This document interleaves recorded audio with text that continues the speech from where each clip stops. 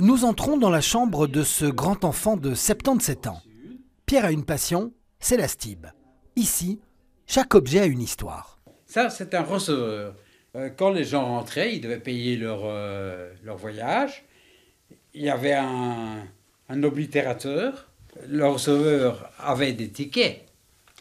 Par exemple, ici, la ligne 7 et 9, il soufflait dans sa trompette pour dire au conducteur de la motrice qu'il pouvait avancer.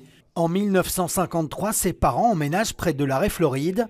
L'enfant regarde les bus passer et quelques années plus tard, l'adolescent commence, lui, à donner un coup de main. En ouvrant et en fermant les portes du bus, c'était encore déjà à ce moment-là un modèle un peu plus récent, etc., comme celui que je vous montre maintenant, mais aussi à oblitérer avec la pince receveur, etc., à oblitérer les cartes de voyage. Au milieu de sa carrière d'enseignant, Sétuclo a fait une pause pour réaliser son rêve et travailler au dispatching de la stib. Il y a créé des contacts et s'en est servi pour réaliser la plus belle pièce de sa collection qui représente les prémices de sa passion. J'ai eu l'idée de constituer un poteau d'arrêt. La ligne 38, parce que c'est la ligne que j'aime, qui est dans mon cœur, puisqu'elle passait pendant 20 ans où je résidais à Villeneuve-Floride, elle passait devant chez moi. Dans un an, Pierre va devoir déménager.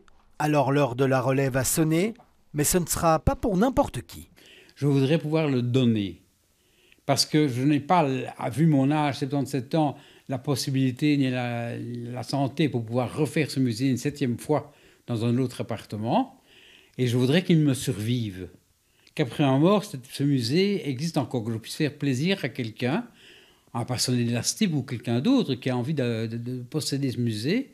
Je voudrais le donner de façon à ce qu'il me survive. Alors si vous êtes un passionné des transports en commun et que vous voulez aider Pierre à transporter sa passion hors du commun, dépêchez-vous, car il a déjà reçu quelques propositions.